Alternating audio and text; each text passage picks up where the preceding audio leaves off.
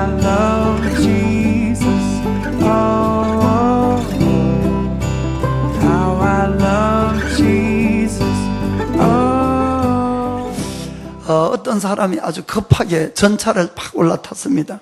그래서 탈 수가 있어서 안심하고 아주 기뻐하고 기다렸는데 이 전차가 좀처럼 출발을 안 하는 거예요. 1분 기다리고 2분 기다리고 해도 출발을 안 합니다. 3분, 4분, 5분 되니까 점점 초조해졌어요. 그래서 도대체 무슨 일이 있는가 하고 문에 가서 밖을 내다보는데 문이 콱 닫혀버렸어요. 그 문이 콱 이렇게 닫혀버렸어요. 그 콱 닫혔는데 아니 갑자기 이 사람이 막 웃기 시작하는 거예요. 그것도 막 웃음을 참지 못해서 막 웃는 거예요. 그런데 옆에 아이가 하나 있다가 너무 놀라가지고 아저씨 안 아프세요? 왜 그렇게 웃으세요? 하니까 이 사람이 깔깔대면서 저기 좀 밤 저기도 목에 찡겨서 누가 한 사람이 있어요.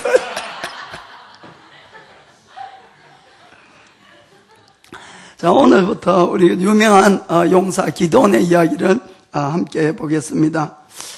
기드온은 300명의 용사를 데리고 이 미디안 적군 13만 5천 명을 물리친 그런 용사로 아주 유명한 분이지요. 그런데 이 기드온이 처음부터 이 용사가 된 건 아닙니다. 오히려 성경을 읽어보면은 그는 대단히 겁장이었어요. 그리고 아주 많은 단점을 가지고 있고 하나님에 대한 의심도 많았던 그런 사람이었습니다. 오늘은 그 기드온을 통해서 함께 은혜를 받고자 합니다. 자, 오늘 첫 번째는 평소에 잘 준비하는 성도가 됩시다. 평소에 잘 준비하는 성도가 됩시다. 사사기의 시작은 언제나 똑같다 그랬죠. 사사기의 시작은 어떻게 시작합니까? 자, 사사기 6장 1절. 이스라엘 자손이 또 여호와의 목전에 악을 행하였으므로 여호와께서 7년 동안 그들을 미디안의 손에 붙이시니. 아멘. 또 악을 행하였으며 항상 시작이 똑같은 거예요. 우리도 지금 똑같은 하나님을 믿고 있으면서 이 이스라엘 백성들의 신앙생활이 좀 한심하게 생각이 안 듭니까, 여러분? 아주 한심한 생각이 들죠. 그런데 사실 그들만 한심한 것이 아니고 우리 크리스찬 중에도 한심한 사람이 많이 있는 겁니다. 그러고는 그 결과는 그러면 어떻게 됐습니까? 늘 하나님을 떠나버리면은. 자, 2절부터 또 보겠습니다. 2절에 미디안의 손이 이스라엘을 이긴지라. 이스라엘 자손이 미디안을 인하여 산에서 구멍과 굴과 산성을 자기를 위하여 만들었으며 평지에 살 수가 없으니까 집을 짓고 다 도망을 가가지고 산에 토굴을 파고 거기에서 산다는 것입니다. 사실 여러분 얼마나 불편하겠습니까, 그 생활이. 게다가 그것뿐만 아니고 먹을 것도 완전히 싹 없어지는 걸 볼 수 있습니다. 3절부터 4절. 이스라엘이 파종한 때면 미디안 사람, 아말렉 사람, 동방 사람이 치러 올라와서 진을 치고 가사에 이르도록 토지 소산을 멸하여 이스라엘 가운데 식물을 남겨두지 아니하며 양이나 소나 나귀도 남기지 아니하니. 아멘. 완전 막 싹쓸이를 해가는 것입니다. 그러니 얼마나 그들의 생활이 힘드냐 하는 이야기입니다. 혹시 여러분 중에도 비슷한 신앙생활하고 있으면은 여러분들이 잘 생각하셔야 됩니다. 왜 그렇습니까? 언제나 원인은 언제나 하나님을 떠나버리니까 그렇다, 이런 이야기입니다. 우리가 늘 신앙생활하면서 마음에 둬야 될 것은 주님은 포도나무고 우리는 가지에 불과하다는 것입니다. 우리 인간이 스스로 다 잘 살고 모든 걸 완벽하게 해갈 수는 절대로 없다는 것입니다. 처음부터 만들어질 때부터 하나님을 의지해서 살게끔 이렇게 만들어졌다는 것을 꼭 기억하시기 바랍니다. 그래서 이 가지가 나무에 1mm라도 떨어지면은 이미 그것은 아무 은혜도 보호도 못 받는 겁니다. 뭐 나무가 떨어져서 10m를 떨어져 가야지 마르고 이런 것이 아니지 않습니까? 조금만 떨어져도 그렇다는 것이. 그래서 우리가 하나님께 늘 같이 붙어 있는지 없는지 그것을 잘 살펴야 될 줄 믿습니다. 그러면 그렇게 해서 그들이 계속 고난을 당하고 당하면은 마지막에 항상 뭘 합니까? 그때 교육 하나님께 돌아와서 하나님을 찾습니다. 언제나 똑같은 파탄이, 똑같은 파탄. 자, 6절 보니까, 6절에 이스라엘이 미디안을 인하여 미약함이 심한지라. 이에 이스라엘 자손이 여호와께 부르짖었더라. 아멘. 여러분, 그래도 꼭 부르짖기 바랍니다. 아무리 떨어져도 다시 부르짖으셔야 되는 것이, 우리가 성경을, 이 두꺼운 성경을 보더라도, 어디를 보더라도 고통 속에, 고난 속에 있다가 아무리 잘못을 했지만은 하나님께 돌아와서 부르짖었을 때 하나님이 안 도와준 적은 한 번도 없습니다. 아멘. 정말 그렇습니다. 그래서 여러분들이 아이고 이 체면이 있지, 면목이 있지, 어떻게 하나님께 나아가? 절대로 그것은 아닙니다. 예수님도 70번에 7번의 죄를 짓더라도 다시 잘못했다고 용서를 빌면은 뭐라고요? 용서해 주라고 했습니다. 그래서 우리가 그렇게 잘못을 해도 다시 주님께 돌아오면은 반드시 용서를 받습니다. 정말 그 주님을 찬양합시다. 그러나 우리가 잘 생각해야 될 것은, 그런 인생을 우리가 살아간다면은 평생 나의 인생이 어떻게 되겠냐 하는 이야기입니다. 평생 늘 조금 좋아지면은 하나님 떠나서 살다가 깨져서 힘들고 죽게 되면 또 하나님께 와서 살려달라 그러고, 또 살려주면은 또 떠나버리고, 그러면은 평생을 그것만 하다가 끝나버린다, 이런 이야기입니다. 도대체 내가 이 인생을 살아가야 되는 목적이 어디 있고 의미가 어디 있는지 아무것도 없는 것이에요. 그냥 늘 하나님 떠나서 얻어 터져서 또 왔다가 또 왔다 갔다 그리고는 구원도 영원한 생명도 보장을 받을지 안 받을지 모른다, 이런 이야기입니다. 그 C.S. 루이스라는 분은 이런 이야기를 했어요. 고난은 하나님의 확성기다. 하나님 찾지 아니하고 떠나버린 사람에게 하나님이 있다 그러고 하나님께 돌아오라고 외치기 위해서 뭘 줘야 됩니까? 고난을 줄 수밖에 없다는 것이에요. 아멘.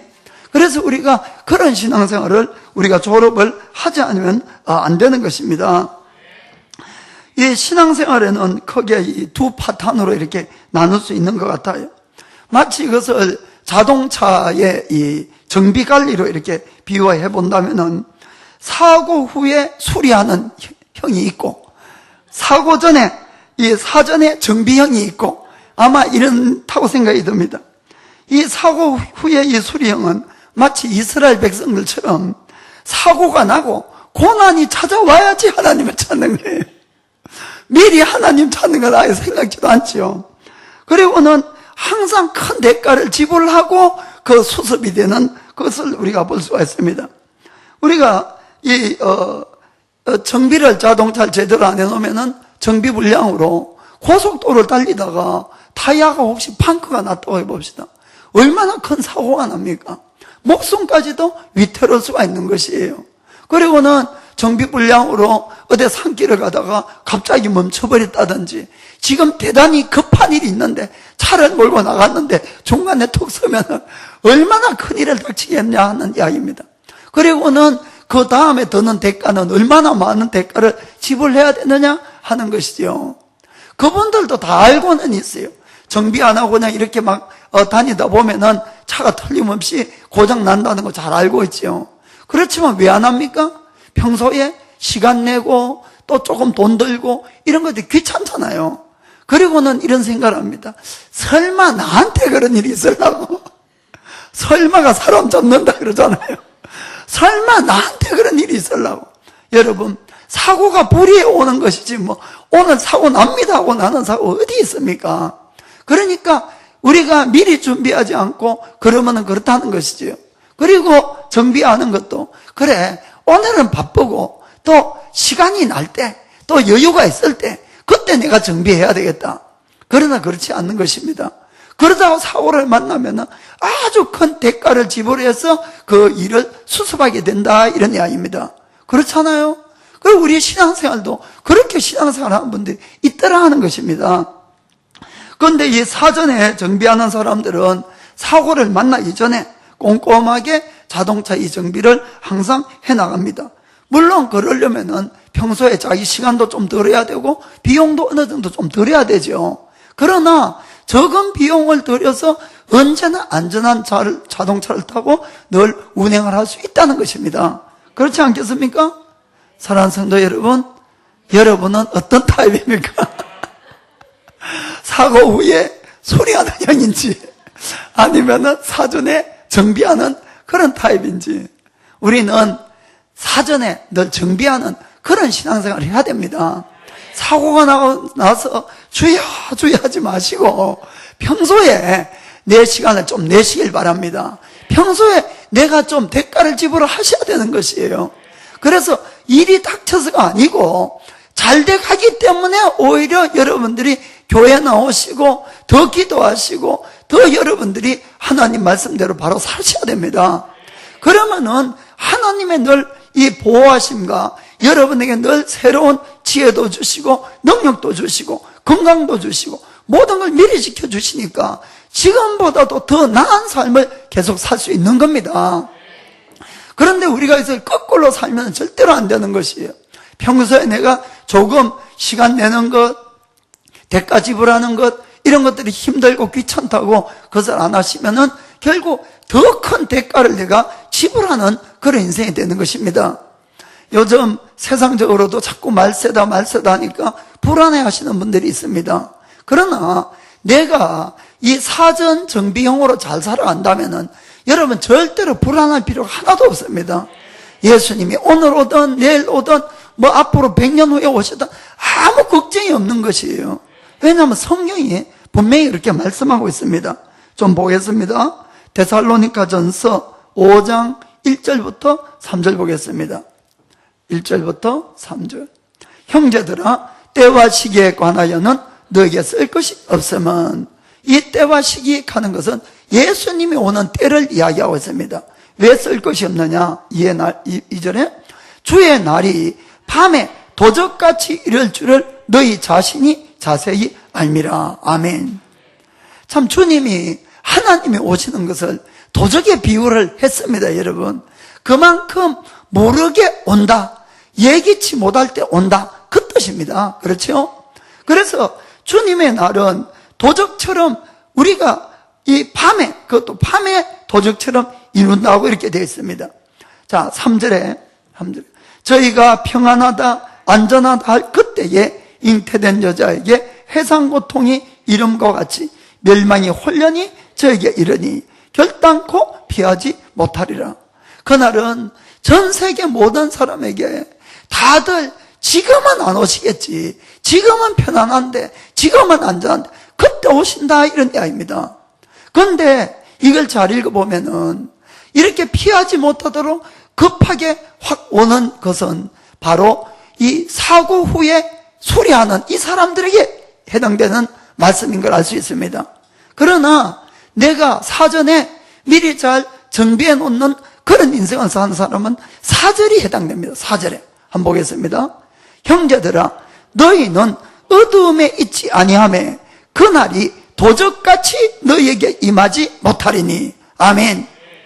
여러분들이 깨어만 있으면은 도적처럼 절대로 오지 않는다는 겁니다. 도적처럼 이미 주님 오실 걸 다 알 수 있다는 것이에요. 아멘. 그래서 어둠에 있지 말고 어디 있으라? 빛 가운데 있으라. 빛 가운데. 그래서 오늘도 내가 빛 가운데 있어야 됩니다. 내일도 빛 가운데 있어야 됩니다. 마지막 때이기 때문에 더 우리가 깨어서 빛 가운데 있으려고 애를 써야 됩니다. 그것이 바로 사전 정비형 아니겠습니까? 내가 미리 기도하고 미리 바른 생활을 살고 죄가 조금이라도 있으면 그때 회개하고 이렇게 준비하면 되는 것입니다. 그러면 나는 깨어있는 것이고 빛 가운데 있는 것입니다. 정말 여러분들이 그런 신앙생활을 하기를 예수님의 이름으로 축복합니다. 자, 옆에 분 보고 잘 되고 있습니까? 물어보세요. 잘 되고 있습니까? 지금이 기도할 때입니다. 지금이 기도할 때입니다. 아멘. 잘 되고 있으니까 기도하셔야 됩니다. 자, 두 번째 오늘 우리 알아볼 수 있는 것은 누구든지 용사가 될 수 있다는 것입니다. 누구든지 용사가 될 수 있다. 제가 이것을 여러분에게 그냥 위로하려고 하는 말씀은 아닙니다. 잘 들어보시길 바랍니다. 하나님은 이 이스라엘 백성들이 하나님 앞에 살려달라고 막 외쳤을 때에 다시 한 사사를 세워줬어요. 한 구원자를 세워줬지요. 그런데 그 인물이 누군가 하면 바로 기드온이라는 인물이었습니다. 기드온. 아까도 말씀드렸지만은 기도원은 처음부터 용사가 아니고 좀 급장이었어요. 급장이. 그리고 하나님에 대한 의심도 많은 그런 사람이었습니다. 그런데 하나님이 그를 부르는 거예요. 불렀던 것입니다. 자, 기도원을 좀 보겠습니다. 사사기 6장 11절, 6장 11절. 자, 중간 밑에부터 보겠습니다. 6장 11절. 기드온이 미디안 사람에게 알리지 아니하려 하여 밀을 포도주 틀에서 타작하더니, 이 기드온은 미디안 사람들이 두려웠던 것입니다. 무서웠어요. 그래서 밖에서 밀을 타작을 못하고 어디서 했다고요? 포도주를 포도를 밟아서 짜는 이 포도주 틀이 있는데 그 안에 몰래 숨어서 타작을 했다, 이런 이야기입니다. 저희 집에는 정미소를 해서 타작을 하는 걸 잘 압니다. 그걸 할 때 껍질이 벗겨지고 먼지가 나고 막 그런 것들이 몸에 붙으면 얼마나 가려운지 몰라요. 그런데 이 기드온은 미디안 사람에게 안 알리려고 그게 숨어서 했다는 거예요. 그 고상을 참아가면서. 그는 그렇게 용사는 아니었습니다. 그리고 이 하나님의 천사가 기드온에게 하나님께서 이 백성을 구원하기 위해서 너를 택했다, 이렇게 이야기를 했을 때 기드온은 어떻게 이야기를 하는지 보겠습니다. 15절에 기드온이 그에게 대답하여 주여, 내가 무엇으로 이스라엘을 구원하리이까? 보소서, 나의 집은 므낫세 중에 극히 약하고 나는 내 아비 집에서 제일 작은 자니이다. 하나님 잘못 봤지, 사람을. 저는 아닙니다. 이렇게 내가 약한 민족 속에 약한 자인데 어떻게 내가 이 구원하겠냐고 이렇게 뒤로 뒷걸음질 치는 것을 볼 수가 있습니다. 그리고 나중에 이제 하나님께서 그 마을에 있는 바알의 신상을 다 부숴버리라고 기드온에 이야기했을 때 기드온이 어떻게 하는 걸 보겠습니다. 27절. 이에 기드온이 종려를 데리고 여호와의 말씀하신 대로 행하되 아비의 가족과 그 성읍 사람을 두려워하므로 이 일을 감히 백주에 행하지 못하고 밤에 행하니라. 아멘. 어떤 성격인가 아시겠죠? 그가 정말 용기 있는 사람이면은 낮에 당당하게 했을 텐데 사람들을 두려워해서 낮에는 하지 못하고 밤에 했다, 이런 이야기입니다. 그것뿐만 아니죠. 하나님께서 그 다음에 이 미디안하고 전쟁이 붙었을 때 기드온이 자신이 없었어요. 도대체. 그래서 어떻게 합니까? 하나님을 두 번이나 시험을 합니다. 하나님, 정말로 정말 나에게 말씀하신 분이 하나님이시면은 양털을 가지고 적게 해달라, 마르게 해달라, 그 이야기를 두 번이나 그것도 번갈아 가면서 하는 걸 볼 수 있지 않습니까? 그렇게 기도는 처음부터 용사가 아니었다는 걸 분명히 알 수가 있어요. 아주 두려워하고 의심이 많고 이런 사람이었어요. 그런데 그가 어떻게 용사가 될 수 있었겠느냐 한번 생각해 보겠습니다. 그것은 사사기 6장 12절 보겠습니다. 6장 12절. 여호와의 사자가 기드온에게 나타나 이르되 큰 용사여, 여호와께서 너와 함께 계시도다. 아멘. 큰 용사여 하고 그를 불렀습니다. 그에 대한 사명이지요. 그리고 여호와께서 너와 함께 계시도다. 아멘. 이것이 비밀인 것입니다. 사랑하는 성도 여러분, 우리가 어떻게 용사가 되느냐? 하나님의 부르심과 순종이라는 걸 믿으시기 바랍니다. 순종. 우리가 기드온이 힘이 센 용사라서 하나님이 불러서 그를 쓴 것이 아니에요, 여러분. 그것이 아니고 하나님은 기드온이 급장이지만은 그가 진실로 하나님을 만나서 하나님의 일을 맡아서 할 때는 끝까지 순종하는 사람인 걸 알았던 것입니다. 이걸 여러분 잘 이해를 하시기 바랍니다. 지난번에도 한번 말씀했는데 하나님은 절대로 하나님의 일을 하시면서 우리를 부르시고는 우리가 가지고 있는 돈이나 능력이나 권력이나 지혜나 어떤 인맥이나 이것에 의지해서 그것을 사용하시는 분은 절대로 아니라는 걸 깨달으시기 바랍니다. 그것보다도 더 좋은 하나님의 것으로 채워주셔서 하나님의 지혜와 능력을 주셔서 하나님의 일을 하게 하시는 겁니다. 아멘. 그렇기 때문에 우리에게 중요한 것은 무엇이냐? 하나님의 음성을 들었을 때 내가 하나님의 부르심을 받았을 때 순종하는 겁니다. 순종만 하면은 하나님은 누구라도 만들어서 쓰신다는 것입니다. 모세를 보시길 바랍니다. 여러분을 불러도 모세가 못합니다. 왜 못합니다라고 합니까? 이 기도원도 왜 나는 못한다고 합니까?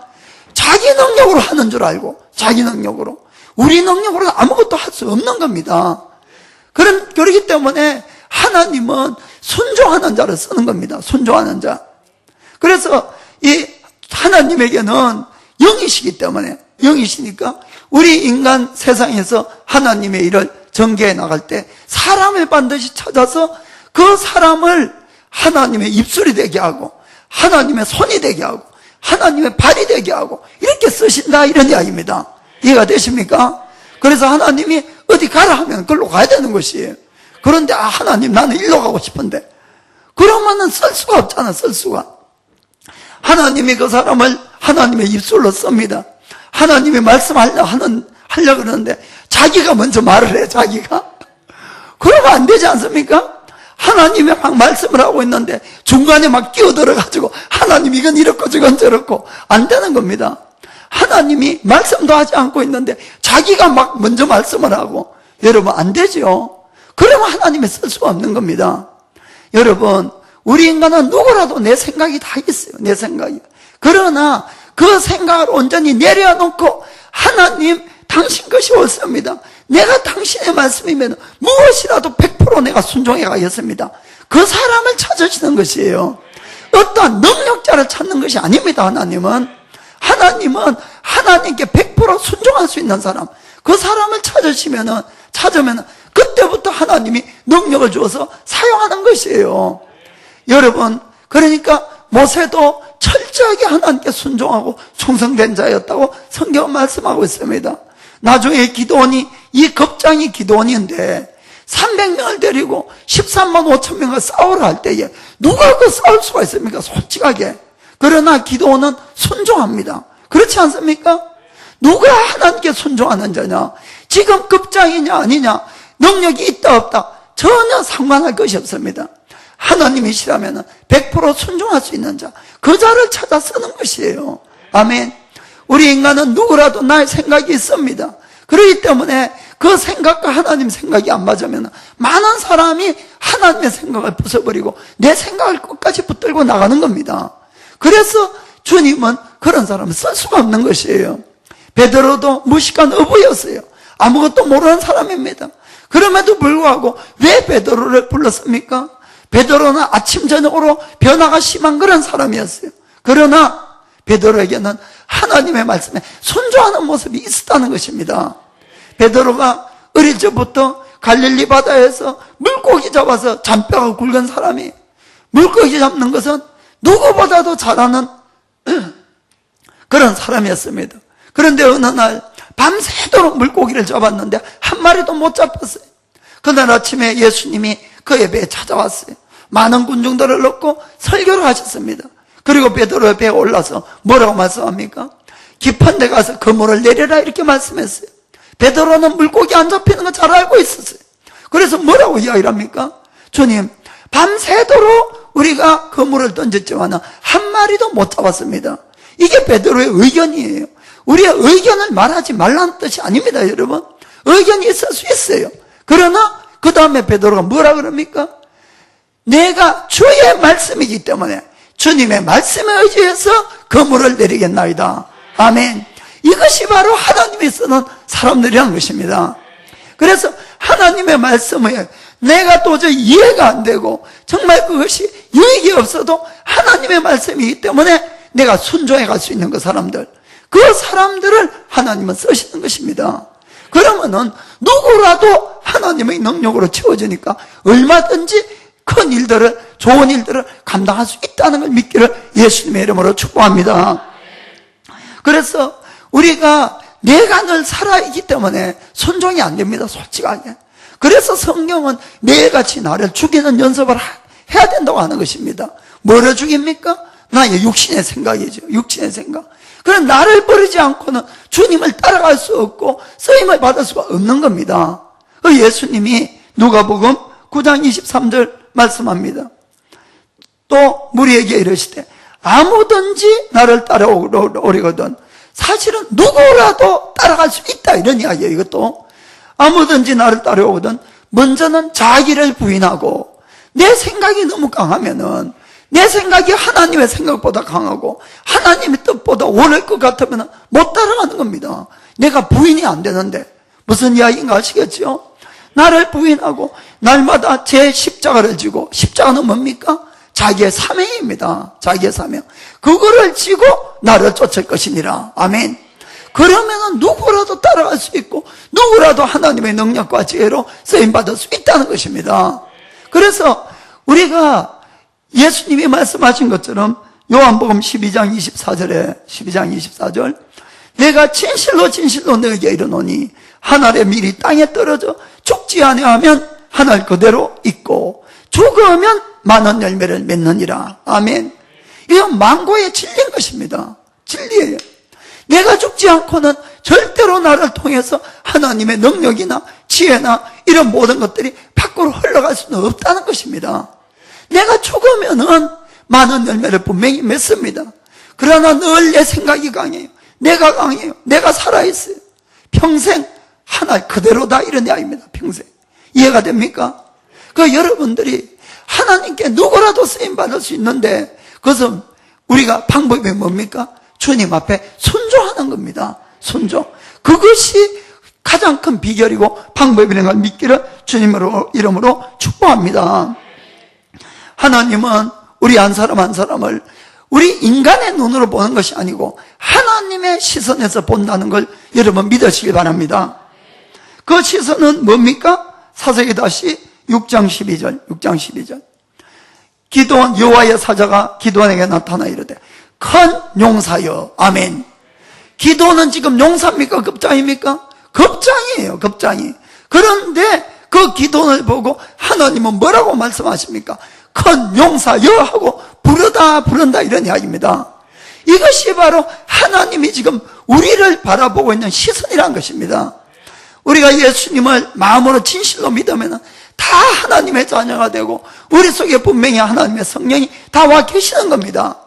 그러면은 하나님은 지금 내가 두려워하고 떨고 부족하고 연약한 그런 바보 같은 모습, 한심한 모습을 그걸 보고 저 한심한 것하고 쩌쩌쩌 하고 혀를 차고 그리고 한숨 쉬고 그러지 않는다는 것입니다.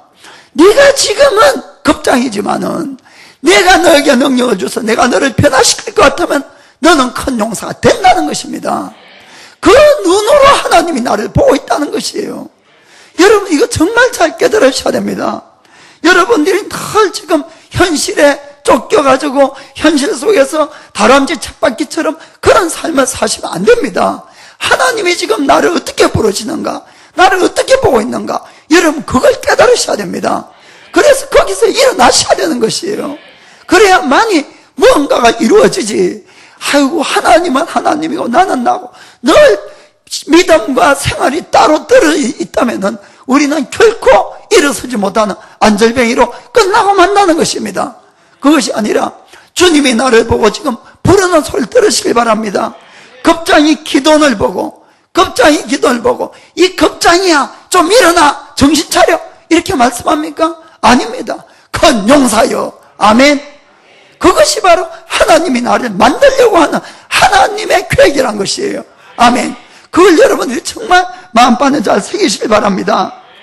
예수님이 베드로를 처음 만났을 때 베드로를 어떻게 불렀는지 한번 잘 생각해 보시기 바랍니다. 베드로의 원래 베드로하는 뜻은 바위라는 뜻입니다. 베드로, 바위, 베드로. 그런데 베드로의 원래 이름은 시몬이에요. 시몬이라는 뜻은 이 식물의 갈대를 이야기합니다. 갈대는 바람만 조금 불어도 흔들리는 그런 사람이 갈대예요. 어떤 면에서는 이 베드로의 원래 이름 시몬이 아주 딱 어울리는 이름이에요. 왜냐하면 아침 저녁으로 잘 바뀌었잖아요. 예수님 내가 죽는 데까지 따라가겠습니다 해놓고 좀 겁이 나니까 뭐라 그래요? 예수님은 3번씩이나 부인했어요. 그렇지 않습니까? 예수님 보고 주는 그리스도시고 살아계신 하나님의 아들입니다 해서 큰 칭찬을 받았어요. 그러고는 예수님이 내가 사명을 위해서 십자가에서 죽어야 된다는 이야기했을 때 베드로가 절대 그럴 수 없다고 그냥 막 말리는 것 때문에 어떻게 됐습니까? 사단아 물러가라 이렇게 혼이 나기도 하고 막 아침 저녁으로 이렇게 혼나고 뭐 변하고 정말 그의 이름이 시몬이 딱 맞았던 겁니다. 갈 때가. 그런데 예수님이 베드로를 처음 딱 만났을 때 뭐라고 말씀하는지 보시길 바랍니다. 요한복음 1장 42절. 요한복음 1장 42절. 데리고 예수께로 오니 누가 데려왔는가 하면은 베드로의 형제 앙드레가 시몬을 데려온 거예요. 예수께서 보시고 가라사대 내가 요한의 아들 시몬이니 장차 게바라 하리라 하시니라. 게바는 번역하면 베드로, 바위더라. 아멘. 너는 지금은 시몬, 지금은 갈대. 그러나 장차는 뭡니까? 바위라는 겁니다. 바위. 아멘. 주님은 이 베드로를 처음부터 보고 지금의 베드로를 가지고 사용하려는 것이 아니고 장차 이 베드로를 잘만 다듬어 쓰면은 분명히 바위가 되겠다는 것입니다. 아멘. 그래서 여러분들이 지금의 나의 처지를 가지고 자꾸 내 인생을 논하지 마시길 바랍니다. 주님 안에서 내가 변할 모습을 생각하시고 변화를 위해서, 성장을 위해서 여러분들이 달려가기를 예수님의 이름으로 축복합니다. 성경은 이렇게 말씀하고 있습니다. 고린도전서 1장 18절. 고린도전서 1장 18절.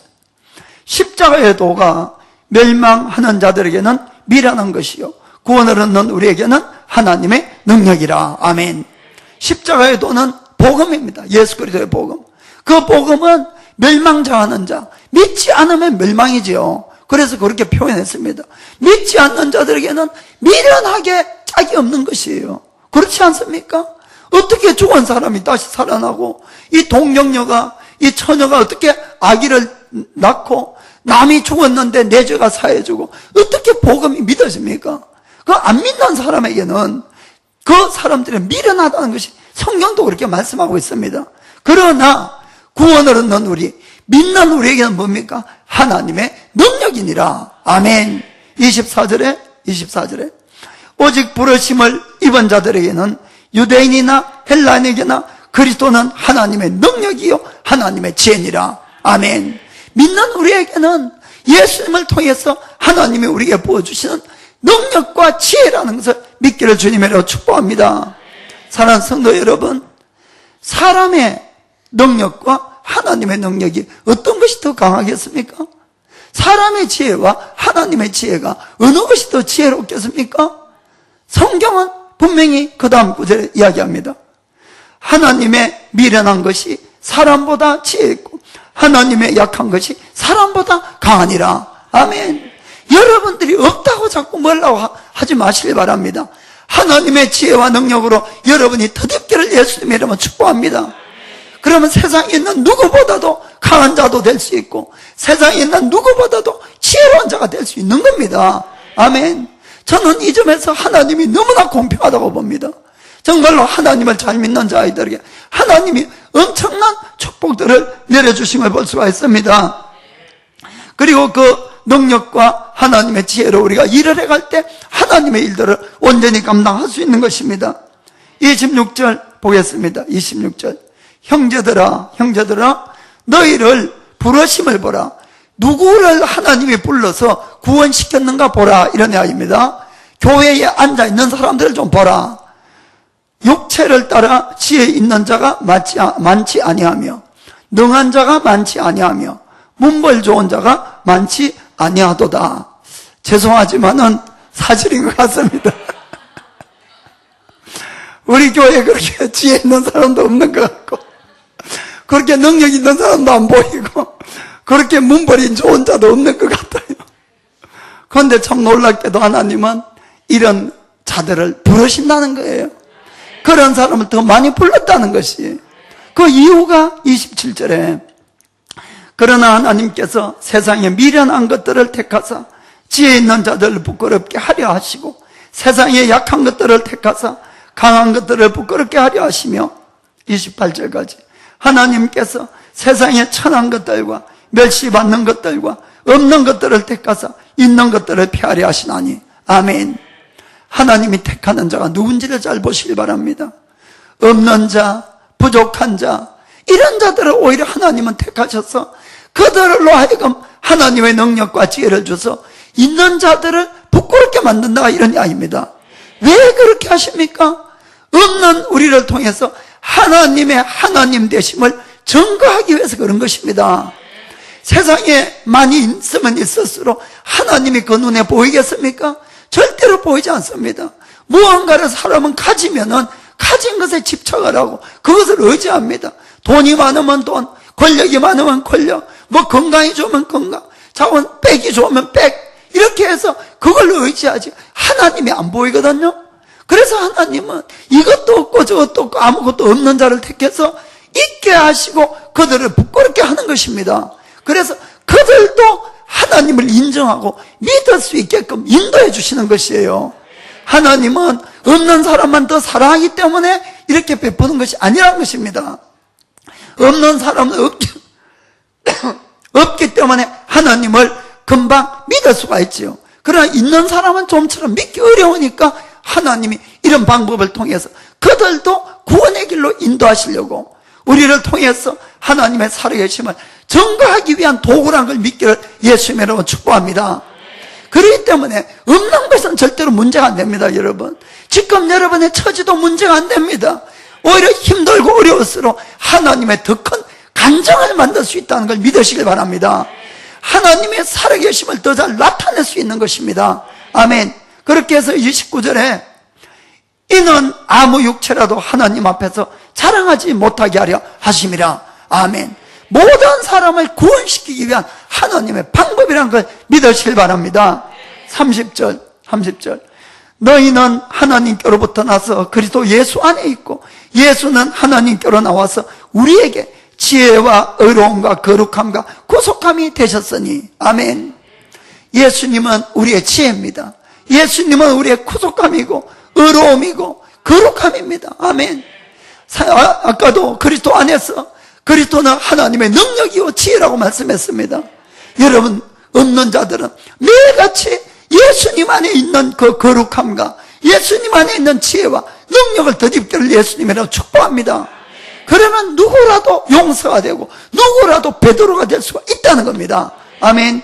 그렇게 해서 우리의 삶은 어떻게 마지막을 연결합니까? 31절에 기록된 바 자랑하는 자는 주 안에서 자랑하라 함과 같게 하려 함이니라. 아멘. 모든 영광을 오직 하나님께 돌리는 그런 자들이 되기를 주님의 이름으로 축복합니다. 그것이 바로 주님께서 우리를 부르신 목적인 것을 깨닫기를 원합니다.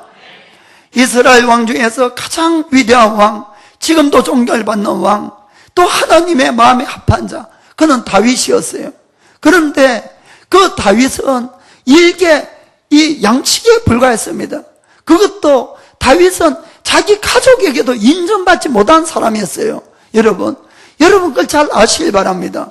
다윗은 8형제 중에 그는 막내였습니다. 막내였음에도 불구하고 집안의 모든 잡일은 그가 다 하고 그 많은 아버지의 양이나 이런 것도 다윗에게 다 맡기고 형들이나 아버지는 따로 이렇게 놀고 이렇게 했습니다. 어느 날 이 하나님의 사람 사무엘이 이 다윗의 아버지 이새를 찾아와서 하나님께서 당신의 아들 중에서 누군가를 택하려고 하니까 다 데려오라 그랬어요. 그러니까 이 다 데려가는데 누구만 빼고 데려갑니까? 다윗만 빼고. 아버지도 인정 안 하는 이 다윗, 그는 늘 밖에 나가서 홀로 아버지의 양을 치고 있었을 것이에요. 그러나 그의 마음속에는 늘 누구를 생각했습니까? 하나님을 생각하고 있었던 것입니다. 그래서 이 다윗, 이 이새가 자기 아들 7을 주르륵 데리고 갔는데 사무엘이 보고 생각합니다. 그 장자가 오니까, 장자 찾아오니까 너무너무 건장하고 잘생겼어요. 야, 과연 하나님이 뽑는 사람은 다르다 이렇게 생각했지요. 그럴 때 뭐라고 했습니까? 하나님이, 얘야, 나는 너희들처럼 외관을 버렸다고 이렇게 말씀했습니다. 사람은 이 외모를 보지만은 나 여호와는 사람들의 중심을 보느니라. 아멘. 여러분의 중심이 어디에 있느냐 하는 것입니다. 지금 외모의 어떤 능력이 아니라 이런 이야기입니다. 아멘. 첫째도 아니요, 둘째도 아니요, 7도 아니었어요. 결국은 양치고 있는 이 막내 아들 다윗을 데리고 와서 하나님은 기름 부었지 않았습니까? 아멘. 그 중심에 하나님이 살아있는 사람, 그 중심에 하나님에 순종하는 사람, 그 사람을 하나님은 사용한다는 걸 믿으시길 바랍니다.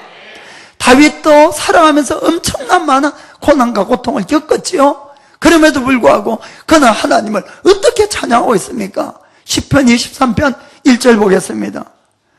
시편 23편 1절. 여호와는 나의 목자시니 내가 부족함이 없으리로다. 아멘. 왜 인생에 부족함이 없습니까? 수많은 필요가 있는데. 그러나 다윗이 인생을 살아보니까 하나님을 나의 목자로 삼아서 내가 따라가니까 부족함이 없더라, 이런 이야기입니다. 4절을 보겠습니다. 내가 사망의 엄침한 골짜기로 다닐지라도, 다윗이라고 해서 사망의 엄침한 골짜기로 안 간 것이 아닙니다, 여러분.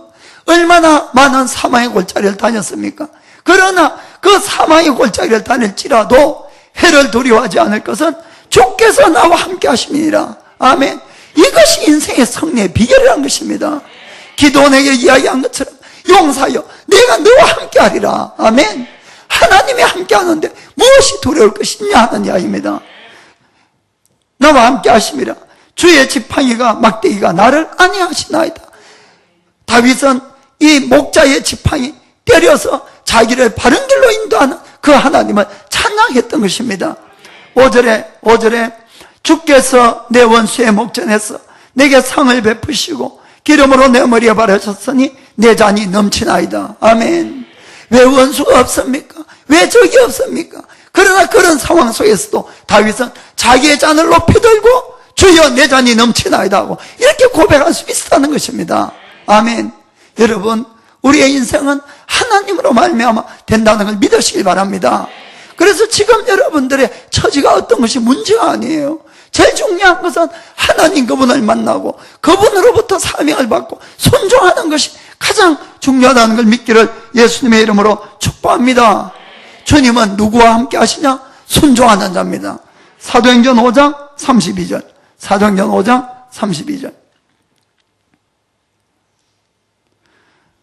제자들이 이야기를 합니다. 우리는 이 일의 증인이요 하나님이 자기를 순종하는 사람들에게 주신 성령도 그러하니라 하더라. 아멘. 성령 충만을 원하십니까? 진정으로 하나님께 순종하시길 바랍니다. 그러면은 성령 충만이 오는 것이에요. 아멘. 옆에 분 보고 순종하면 만들어 쓰십니다. 순종하면 만들어 쓰십니다. 아멘, 아멘. 세 번째, 오늘 중요한 말씀을 또 하겠습니다. 확신을 얻을 때까지 구하셔야 됩니다. 확신을 얻을 때까지. 이 하나님의 사자가 기도원에 나타나서 서로 대화하는 장면을 좀 봅시다. 사사기 6장 12절. 여호와의 사자가 기도원에게 나타나 이르되 큰 용사여 여호와께서 너와 함께 계시도다. 이렇게 이야기를 했어요. 기도원이 듣고 뭐라고 대답하는지 보겠습니다. 13절에 기도원이 그에게 대답하되 나의 주여 여호와께서 우리와 함께 계시면 어찌하여 이 모든 일이 우리에게 미쳤나이까? 또 우리 열조가 일찍 우리에게 이르기를 여호와께서 우리를 애굽에서 나오게 하신 것이 아니냐 한 그 모든 이적이 어디 있나이까? 이제 여호와께서 우리를 버리사 미디안의 손에 붙이셨나이다. 입이 이만큼 나왔어요. 용사여 주님이 너와 함께 한다니까.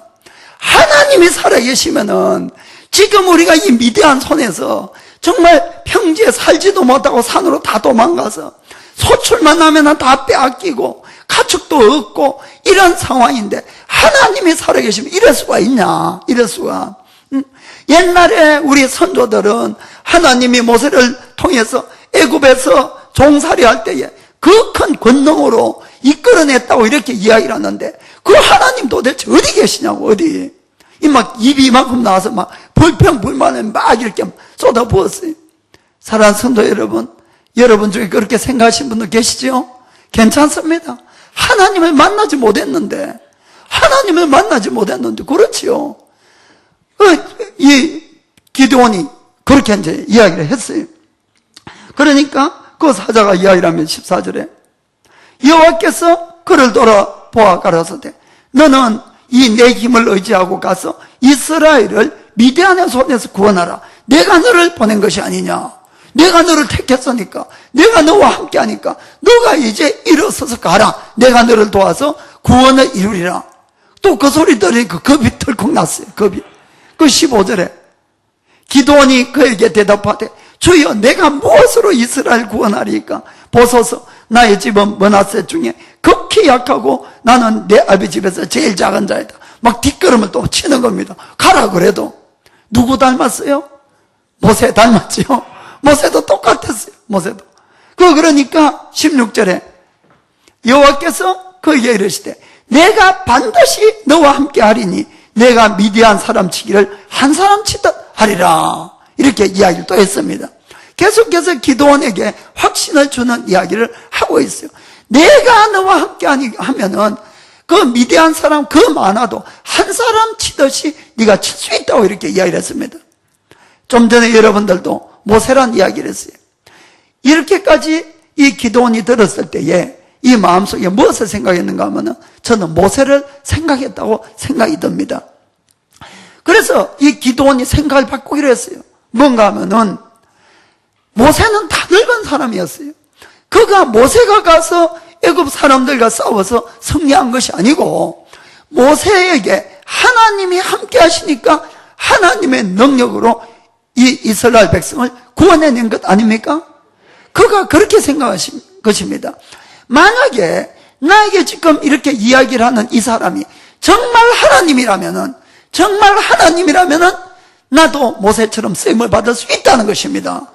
나도 내가 일어서서 가면은 나는 순종만 하면은 하나님이 나와 함께 하심으로 미디안에서 이 백성을 구원할 수 있다는 것입니다. 아멘. 자, 그러면은 한 가지, 내가 지금 이야기하고 있는 이 사람이 하나님인지 아닌지 알아봐야 될 것 아닙니까? 이해가 되십니까? 기드온이 묻는 거예요. 17절.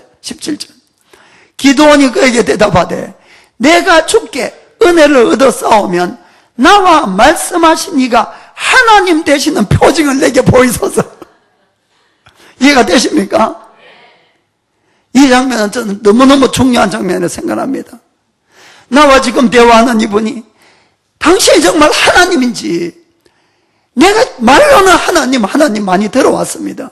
천지를 만드시고 정말로 이 모든 만물을 만들고 하나님 인간을 만들고 그리고 죽은 다음에 심판이 있고 천국과 지옥이 있고, 그런데 안 믿어지는 것이 왜? 하나님을 만나지 못했으니까.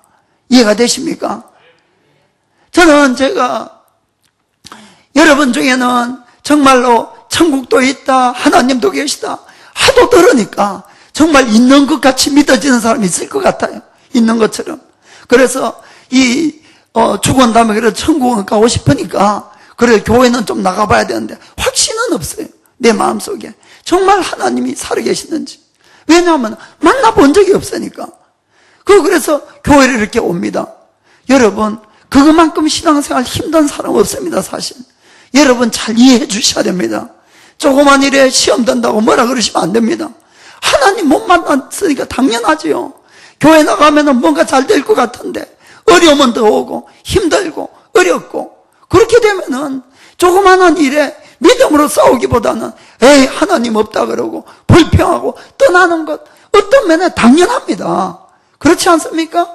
하나님을 만나지 못했는데, 내 속에 하나님이 살아계시지 않고 하나님에 대한 확정이 없는데, 이해가 되십니까? 그러니까 기도원도 마찬가지였어요. 하나님이 살아계시면 왜 우리가 이렇게 고생해야 되느냐, 그 이야기가 나오는 게 당연하다 이런 이야기입니다. 하나님 못 만났으니까. 그러나 기드온은 그런 이야기를 듣고 마음을 바꿨습니다. 당신이 정말 하나님이면 하나님 되는 표를 좀 보여달라. 표를 보여달라. 그리고는 18절에 기드온이 부탁합니다. 내가 예물을 가지고 다시 주께로 와서 그것을 주 앞에 드리기까지 이곳에 떠나지 마시기를 원하나이다.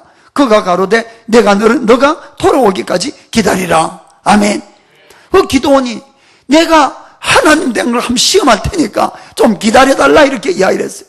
그리고 가서 예물을 시간이 걸려 잘 준비를 해 왔습니다. 그거를 바 위에 놓으라 그래서 놓으니까 불을 내가지고 그 예물을 싹 태워버리고 그 사자도 싹 없어졌던 겁니다. 아멘. 그는 하나님을 만났던 것이에요. 하나님을 체험한 것입니다. 여러분, 기독교는 없는 하나님을 그냥 믿는 것이 아닙니다. 여러분, 하나님은 분명히 살아계세요. 정말 우리가 찾고 찾으면 누구라도 만날 수 있습니다. 그렇기 때문에 기독교를 체험의 종교라고 흔히 이야기하는 이유도 거기 있는 것입니다. 누구라도 하나님을 만날 수가 있는 겁니다. 그래서 그 하나님을 만나면은 우리의 삶이, 우리의 신앙이 180도 달라집니다. 여러분, 지금까지 눈에 보이는 이것이 전부인 줄 알았는데 정말 이 성경 말씀이 마음으로 믿어지는 것이에요. 그리고는 정말 사람이 죽으면 그만이 아니고 반드시 심판이 있고 천국과 지옥이 있음이 믿어지고, 그리고는 내가 예수님을 믿음으로 말미암아 죄사함을 받고 나는 언제라도 천국 갈 수 있다는 이 확신이 오는 겁니다. 그렇게 되면은 구원받은 이 모든 기쁨이 이 세상의 어떤 것보다 크기 때문에 세상이 아주 작고 작아지는 겁니다. 서로 미워하고 다투고 시기하는 아주 작아지는 겁니다. 세상에 돈 조금 더 벌려고 속이고 아주 작아지는 겁니다. 왜? 영생에 비하면 아무것도 아니니까. 아멘. 그래서 무엇보다 중요한 것은 하나님을 먼저 만나야 됩니다. 종교 생활을 하는 것이 중요한 것이 아닙니다, 여러분. 그것이 아니고 내가 하나님을 만나지 못하고 종교 생활을 하는 것처럼 힘든 일이 어디 있습니까? 얼마나 재미가 없고 얼마나 힘듭니까? 그렇기 때문에 이것을 벗어버리기 위해서도 하나님을 만나야 돼요. 하나님을 만나면 달라집니다. 내가 먼저 나가서 주님을 예배드리고 내가 자발적으로 주님 앞에 헌신하고 봉사하고 이렇게 변화가 되는 것입니다. 그것은 주님을 만난 사건이 없이는 아무도 될 수가 있는 것이 아니에요. 기독교는 종교가 아닙니다. 살아있는 생명의 말씀이고 진리인 것입니다. 그래서 여러분들이 정말로 말씀처럼 엘레미야서 29장 12절 13절에 말씀합니다. 너희는 내게 부르짖으며 와서 내게 기도하면 내가 너희를 들을 것이요. 13절에 너희가 전심으로 나를 찾고 찾으면 나를 만나리라. 아멘. 전심으로 나를 찾고 찾으면 나를 만나리라고 분명히 말씀했습니다. 아멘. 일부 예배에 나오는 히로세 도모아키상은 아주 여기 메이지 제과 거기 과장님의 과장, 아주 사회적으로 반듯한 분이죠. 그런데 이분이 주님을 만났다 그럴까? 알았어요. 믿었어요. 그러나 주님을 더 깊이 만나고 싶었어요. 방언을 받고 싶었어요. 그래서 시간이 되는 날은 금요일 날도 와서 계속 기도하고, 또 토요일 아침에도 시간이 있으면 꼭 새벽 기도 와서 정말 간구하고 이렇게 했어요. 전인적 치유 수행에도 몇 번 참가를 했어요. 그런데 방언을 못 받는 거예요. 방언을. 이성이 너무 강한 사람은 잘 못 받는다고 제가 말씀드렸죠. 이성이 너무 강해서 그런지 못 받는 거예요. 자기는 못 받을 줄 알았대. 무리한 줄 알았대. 그런데 요전번에 전인적 최소행에 또 참가했어요. 또 오늘 또 새로 도전해 보겠다고. 그날 받았던 겁니다. 할렐루야. 찾고 찾으면은 받을 수가 있고 만날 수가 있는 겁니다. 누구라도. 그렇게 되면 그 믿음은 절대로 뒤로 후퇴하지 않는 것입니다. 여러분, 하나님을 먼저 만나셔야 됩니다. 그리고 만난 다음에는 그분에게 순종하세요. 철저하게 순종해 가세요.